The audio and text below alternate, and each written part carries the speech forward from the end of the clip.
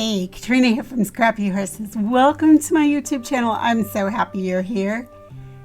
I have a really interesting Christmas card for us today because it's done in brown, gold, and black for the Path of Positivity Challenge. The optional theme is to create a Christmas card with unexpected colors. So I thought, well, I don't think anybody would expect a Christmas card with brown and black. So I'm going to go with that and see how it goes. This card consists of a few layers and some die cuts. So let's get started. I have paper that was uploaded from Polkadoodles. Feel the Music, Work and Play 8. I have a border that is cut from familiar Refrain from Decosse's Dynamite Doodles. Again, these are both digi papers. I'm using a die cut from the Cricut Access Forest Tree Silhouette by Dibrush Studio. I'm using this piece, which is torn paper from Cuts and Prints Company, again from the Cricut Access, and piece from OkadeeSVG from Cricut Access. I always like to start with my card base, and it measures 4 1/4 by 5 1/2. I cut that at my paper slicer. I cut it 5 1/2 by 8 1/2 and then fold it in half. My first layering piece is this brown piece. I also cut that at my paper slicer at 4 by 5 1/4. So the first piece that I'm going to be working with in Cricut Design Space actually is this top layer, and that's going to be 3 1/2 inches by 4.75. Let's talk about how we did this. To make it really simple, sometimes I just import the paper.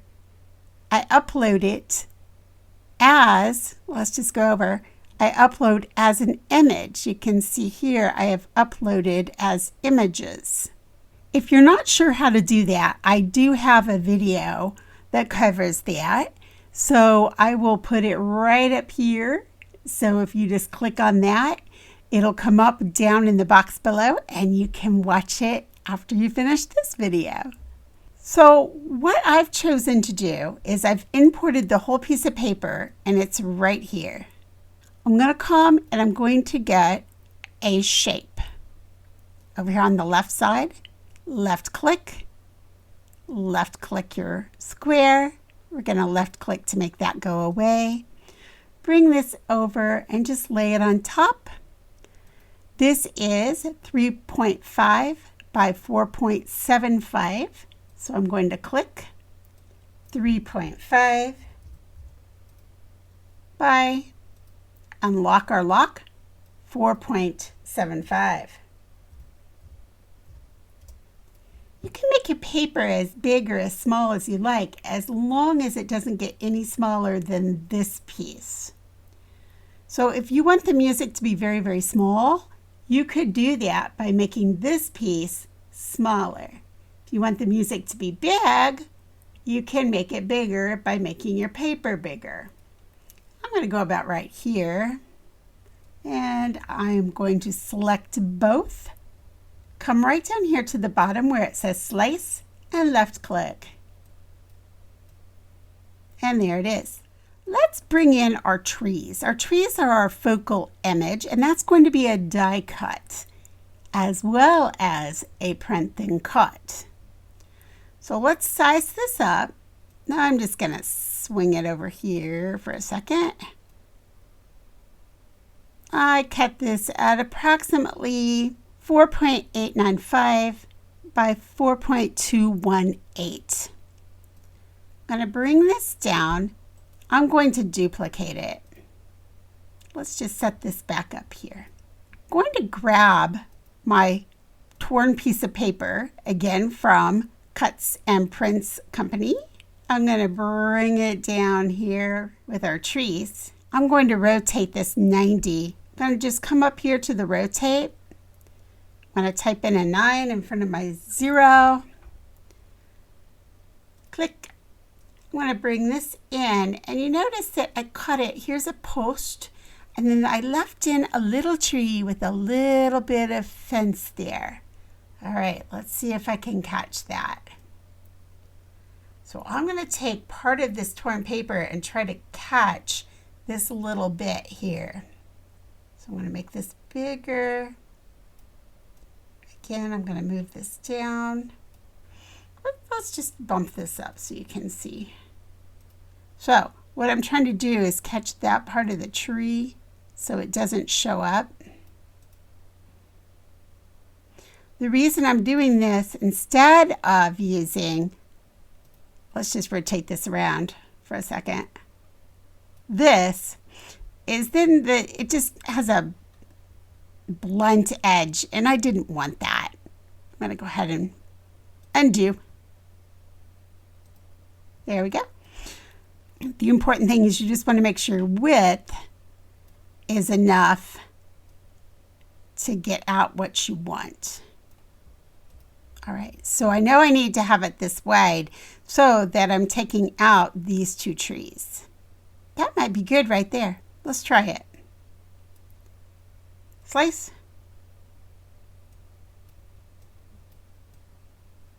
Nice. All right, I like it. All right, let's take this back up to the top. There's our piece of paper. We're going to move it to the front by right-clicking, left-click, bring to front, set it right in place. Let's come up here and get our piece. Make it a little bigger here. Here's our size if you're interested, 2.145 by 1.35. I'm going to make a copy of that also. Duplicate, bring it over by my tree here. Right click, bring to the front, pop that right in. Now I want to come in, select it all, come to the right at the very bottom. You can see over here we've grabbed the piece, the trees, and our piece of paper. Come down to the bottom and flatten. And there it is. Now, you're thinking, wait, I thought we were making this with die cuts. I thought we were going to leave this as die cuts. Yes, we are. And I forgot to make a copy of this before we did it. But that's not a problem. We'll just unflatten. Grab this little piece, right-click, duplicate, bring it back over with our piece. I remembered the piece. There we go. Now let's come back and flatten. This is the actual die cut that we are going to place over the top. It's exactly the same size, but it will give you a little bit more dimension. It'll be a little darker, and if you use a cardstock that has some texture, it'll also add a different texture. And you'll understand when you see me put it together at the craft table how this works. Now your next question might be, well, why in the world did you print it then? Printed it because I sometimes get to the craft table and I'm perplexed. I'm like, oh, where do I want to put this? So it takes all the guesswork away. I don't need to guess about it. I just glue it right on top of what I printed. Now, I could have printed this in a dark brown or a light brown instead of black. That might have been a good idea. Actually, I could have offset it slightly and used it sort of like a little shadow effect behind my letters and trees. Or I could have just put the shadow behind the trees and not behind the letters. You have some different options. On this one, I just decided to print it in black and then try to put it exactly over. I did not get it exactly placed, but that's okay because the black just shows black behind the black. So it's all good. All right, let's talk about the inside of this card now. So again, this time I did, let's come over here. I did these 3 trees. All right, we've got our trees here. And this time I just want the 3 with the post. All right, so I did not save my torn paper. So let's go grab it again. So let's go to Images. Let's go to Torn Paper. And here it is. So it came in very large. Let's just type in a 4 there to make it a little more manageable.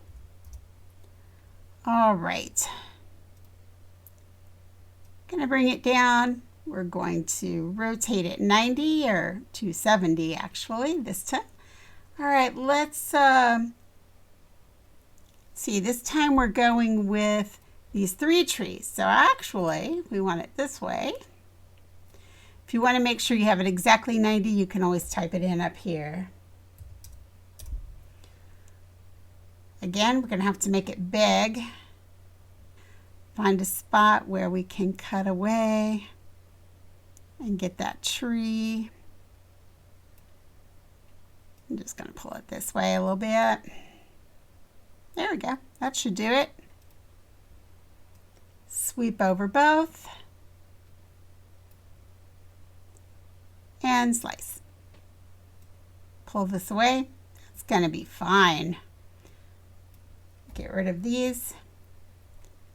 And now that's ready for this piece. Make it a little smaller.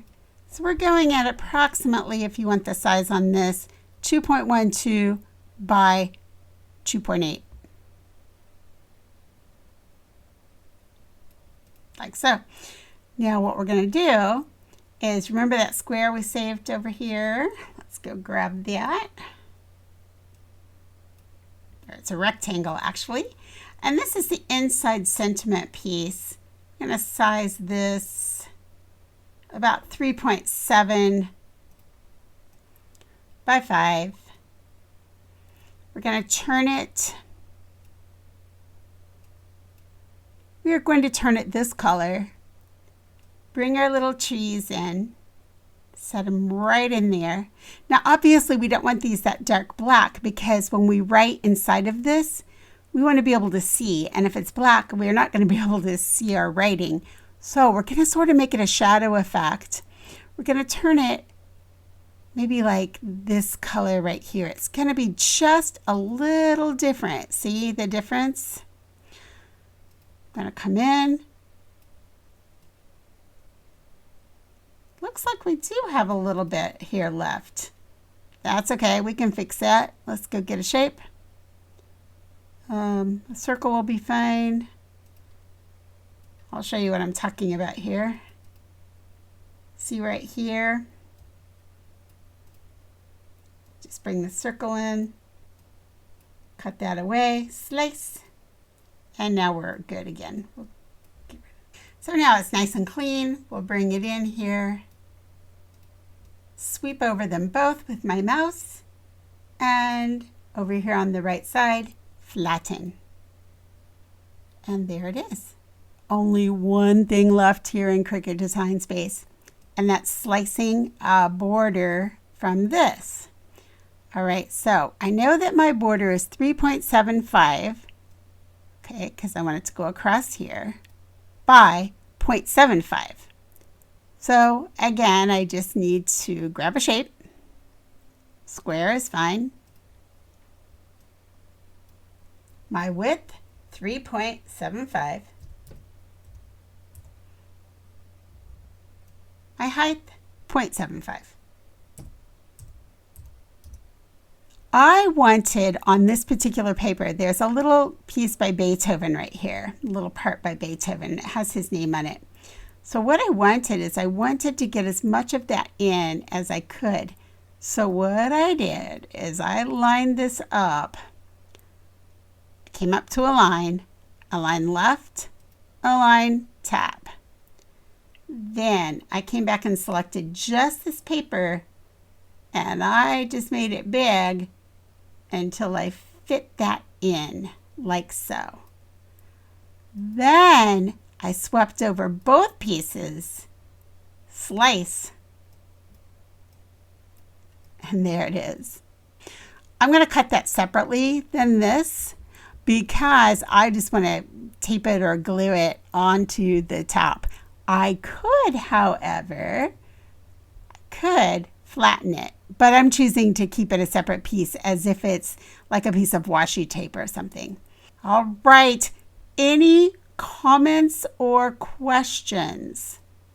please, please, please leave them below, and I'm more than happy to get back with you. I'm going to link some videos in the box below about importing paper and in a 5-minute video about slicing if you want to see some more slicing. All right, let's head on over to the table. Let's put this together.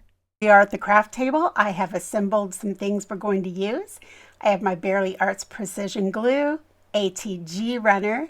I have a Copic 5.9. I have Ranger Distress Oxide ink.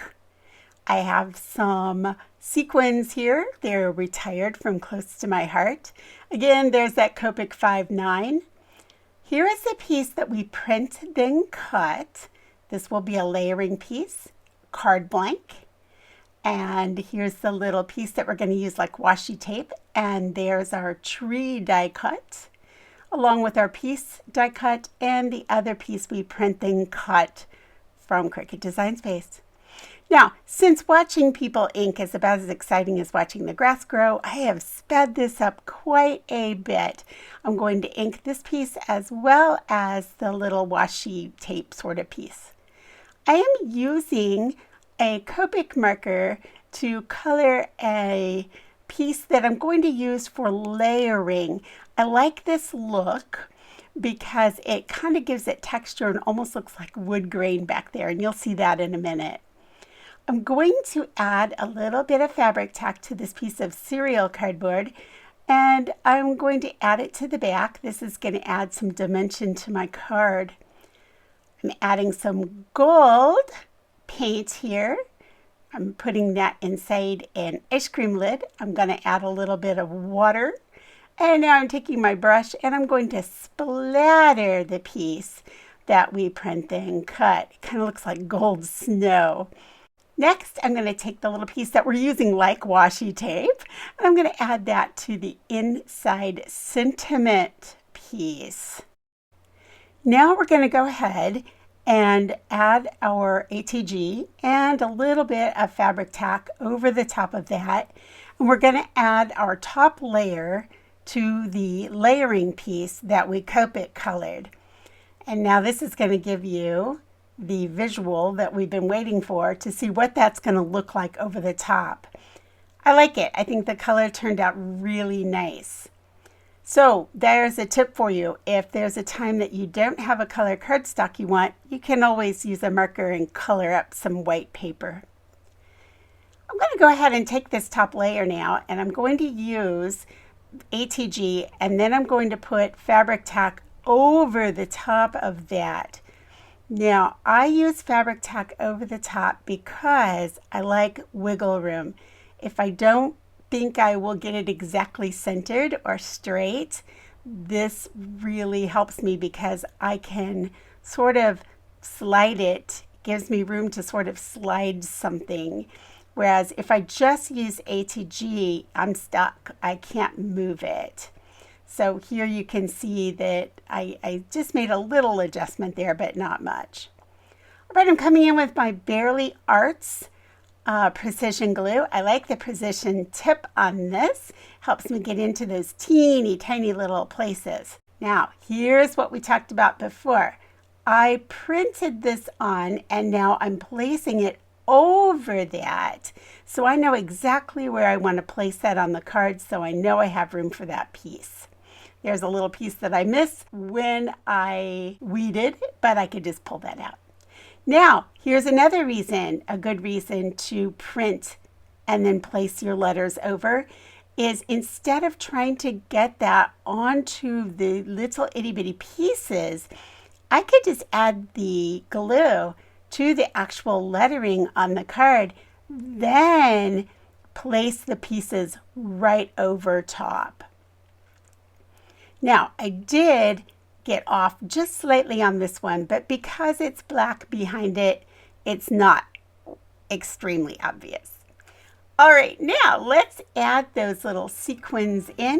I like to add them in a triangle, and that sort of leads the eye around the card. Here you can see those pretty gold splatters, and there's our inside sentiment piece.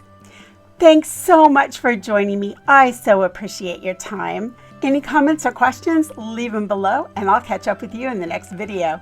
Bye.